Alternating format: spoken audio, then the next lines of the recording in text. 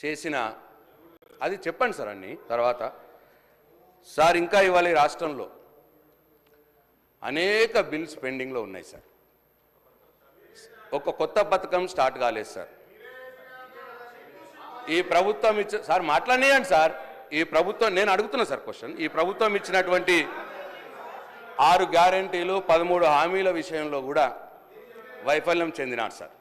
అవి ఏవి కూడా సక్రమంగా అమలు అవుతున్నాయి సార్. ముఖ్యంగా క్వశ్చనే సార్ క్వశ్చన్కి వస్తుంది సార్. ముఖ్యంగా సార్ మా ప్రభుత్వంలో ఉన్నప్పుడు చాలా గ్రామాల్లో అందరు ఎమ్మెల్యేలు, అన్ని పార్టీల ఎమ్మెల్యేలు సిడిపి ద్వారా కావచ్చు, ఎస్డిఎఫ్ ద్వారా కావచ్చు, చిన్న చిన్న వర్క్ సార్, కమ్యూనిటీ హాల్స్ లేదు సార్, కమ్యూనిటీ హాల్స్ కావచ్చు, మహిళా భవనాలు కావచ్చు, కళ్యాణ మండపాలు కావచ్చు సార్. చెప్తున్నా సార్, అదే సార్ క్వశ్చనే సార్. మహిళా భవనాలు కావచ్చు, ఇట్లా చాలా చిన్న చిన్నవి అన్ని పనులు చేసి ఉన్నాయి సార్. వాటికి ఇంకా ఇప్పటికీ బిల్స్ రావట్లేదు సార్. సంవత్సరం అయింది సార్. పాపం కమ్యూనిటీ వాళ్ళ కులాల వాళ్ళే, సొసైటీ వాళ్ళు కట్టుకున్నవి ఉన్నాయి సార్. 5 లక్షలు, 10 లక్షలు, 20 లక్షలు చిన్న చిన్న బిల్స్ సార్. అట్లా సార్ నా నియోజకవర్గంలోనే 143 వర్క్స్కి దాదాపు 6 కోట్ల రూపాయలు పెండింగ్గా ఉన్నది సార్. అట్లనే సార్ గుడులు కూడా ఆ రోజు గుడులు కూడా మంజూరైనాయి, గుడులు కట్టినారు, కొన్ని సగంలో ఉన్నాయి సార్. అవి కూడా చాలా మట్టుకు పెండింగ్ ఉన్నాయి. నా నియోజకవర్గంలోనే 33 గుళ్లకు ఇంకా 3 కోట్ల రూపాయలు పెండింగ్లో ఉన్నాయి సార్.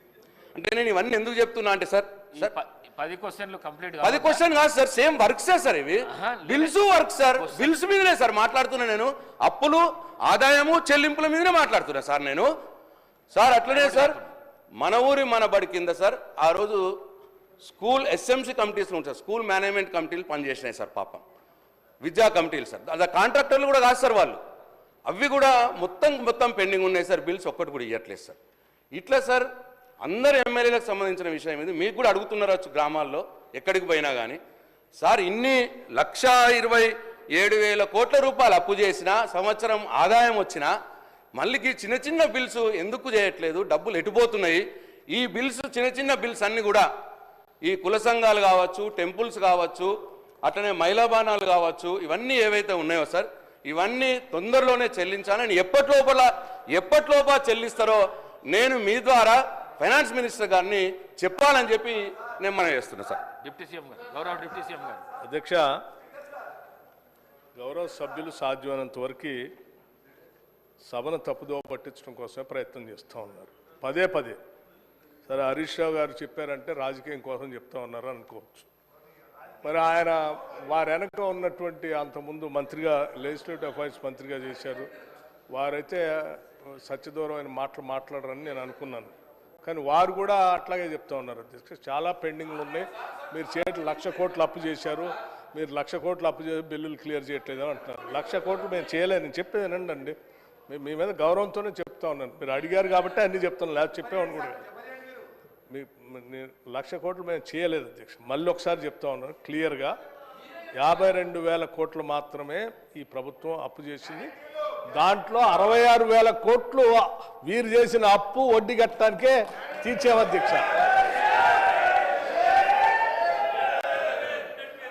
వీరు చేసిన అప్పుకి ప్రిన్సిపల్ అమౌంట్, వారు తీసుకొచ్చిన అప్పు ప్రిన్సిపల్ అమౌంట్కి ఆ వడ్డీకి కలిపి 66,000 కోట్లు మేము ఈ 10-11 నెలల్లో కట్టాము అధ్యక్ష. ఒకసారి ఆలోచన చేయండి.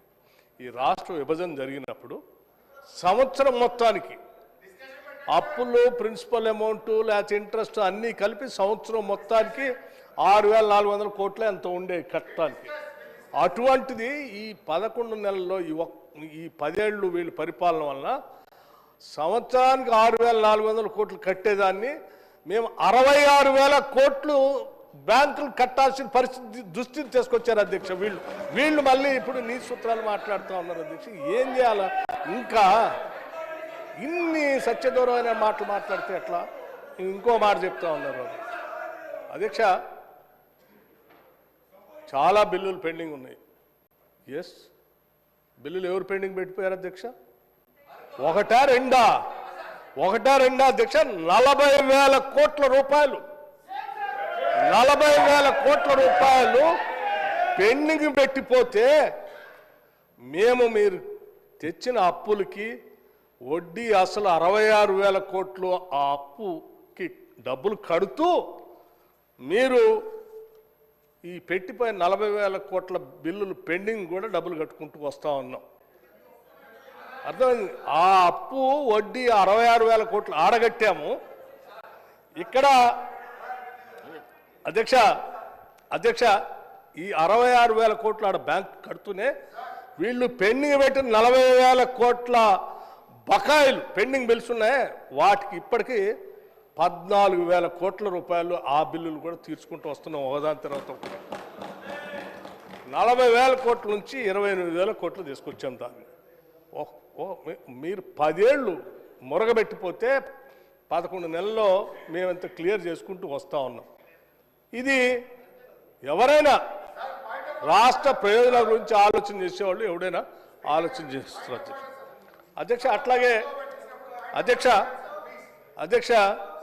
ఈ ఎఫ్ఆర్బిఎం వాటి గురించి అధ్యక్ష సివిల్ సప్లైస్ కూడా అధ్యక్ష చివరికి ప్రతి గింజ మేము డబ్బులు పెట్టుకుంటున్నాం అని చెప్పుకుంటూ వచ్చారు వీళ్ళు. అదే అధ్యక్ష సివిల్ సప్లైస్ బకాయిలు కూడా 18,000 కోట్లు బకాయిలు పెట్టిపోయారు. పాపం మా మంత్రి గారు ఉత్తమ్ కుమార్ రెడ్డి గారు వచ్చిన దగ్గర నుంచి ఆ సివిల్ సప్లైస్లో బకాయిలు ఎట్లా తీర్చాలా,